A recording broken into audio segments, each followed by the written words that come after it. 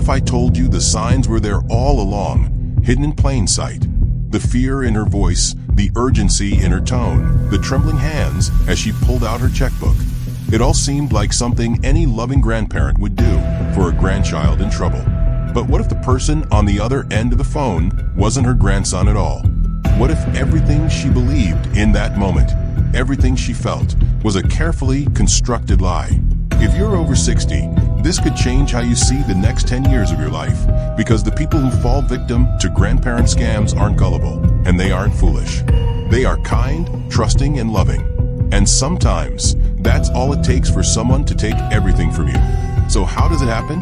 What makes someone believe their grandchild is stranded in a foreign country, in jail, in a hospital, or desperate for help they can't tell anyone else about? It starts with a phone call.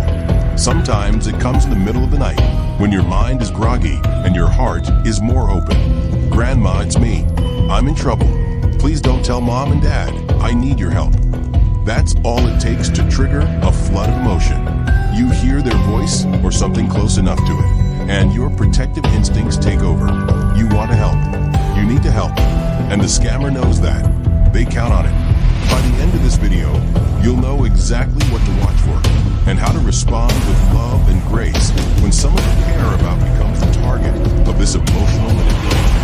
You'll learn the patterns, the red flags, the psychological tactics that scammers use to trick the most cautious among us. And most importantly, you'll understand why talking about this and without shame is one of the most powerful things we can do to protect ourselves and our loved ones. Let's go back to the emotional core of these scams. Why do they work so well? Because they're not about money. They're about love. A scammer impersonating a grandchild is the beginning of the project for this kid.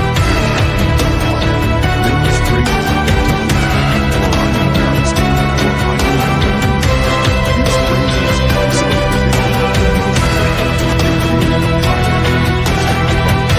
Everything else will be no time to call the grandchild. No time to check this. This time, or so it seems. And scammers are getting more sophisticated. In the past, it was just a voice on the phone. Now, they use AI generated voice clone.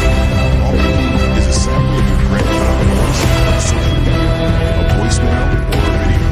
They run it through a program, and suddenly they can sound almost identical to your loved one. The technology is moving. The intent is ancient to exploit your trust. And the heartbreaking part? They often succeed. Most people don't notice this until it's too late. They wire the money. They mail the gift cards. They hand over their bank details. And then the silence comes. The real grandchild calls, confused, unharmed, unaware. The grandparent's heart sinks.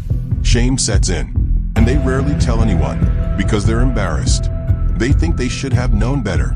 But let me tell you something, loud and clear. This is not your fault.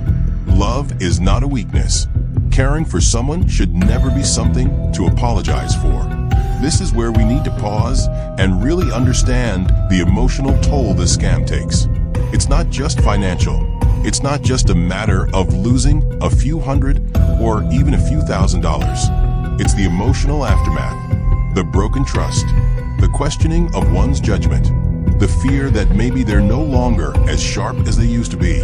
That fear alone can lead to isolation, withdrawal, and depression. But there's one sign almost no one talks about, and it's the most important of all. It's that little voice in your head, the one that whispers, something feels off.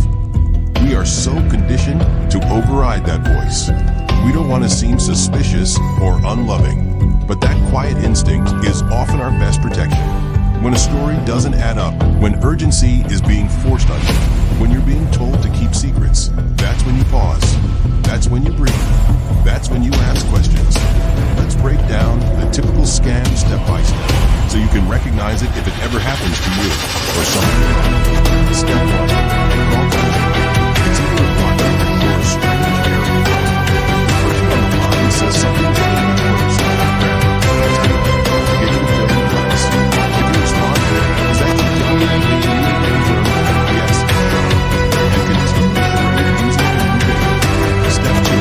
Maybe send an emergency. Maybe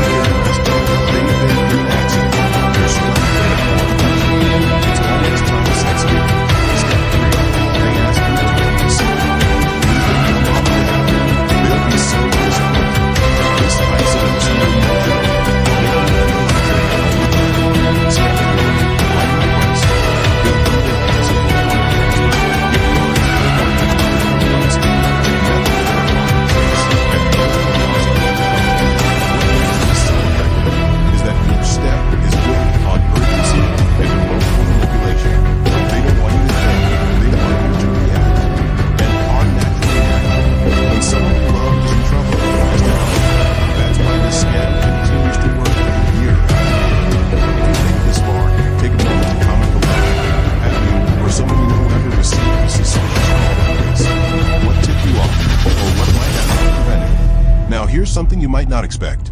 Many scammers are part of organized crime rings operating outside the United States. They use call centers with scripts, rotating phone numbers, and even actors trained to cry, beg, and sound convincingly young. This isn't just a con artist in a basement. This is big business. And they target seniors because they know the emotional buttons to push. They assume you're trusting. They assume you're kind. And sometimes they assume you're alone. This is why community matters more than ever. The more isolated a person is, the more vulnerable they become. If you live alone, talk to someone regularly. Create a circle of people you check in with. Let them know if you receive strange calls. And if you're a younger family member, check in with your grandparents. Have conversations about scams without condescension, without shame. Just open, loving dialogue. That one talk could be the thing that stops a scammer cold. You might think you've heard this before, but here's the twist. Scammers don't just call anymore. They email, they text, they use Facebook Messenger and WhatsApp. They create fake accounts that look exactly like your grandchild's profile, photos and all, and then reach out with a sob story. That's why it's so important to set your social media accounts to private. Limit who can see your posts, your photos, your family connections. The less information scammers can gather, the harder it is for them to build a believable lie. And let's talk about recovery. What do you do if you fall into a scam? First, you report it. Call your bank, the FTC, the local police. The sooner you report it, the better the chance of stopping any further process. Next, we talk about it. You tell someone, share your story, because silence is the scammer's best friend. When we hide what happened, we allow the cycle to continue. But when we speak, we break that cycle. We take our mouth back, and use our power to hold on to it. There's nothing we use to protect it. Aging Gracefully decades of experiences, relationships, ups and downs, and those leaders are giving wisdom, perspective, and resilience. Don't let one mistake or one manipulative voice at all make you doubt that. This reminds you of something you shared with your friend. You never know when you can tell. Maybe it's real, maybe it's not. Maybe it's good. We all age, but how we age is up to us. That includes protecting ourselves and each other from the emotional and financial harm of scam companies. Leave a comment if you see this in your own family. We need to talk about this more. You can follow us at Aging Gracefully 6 for more stories, support, and information to help you live with confidence, clarity, and dignity. Because growing older should mean growing wiser, not becoming a target. Let's age with grace together.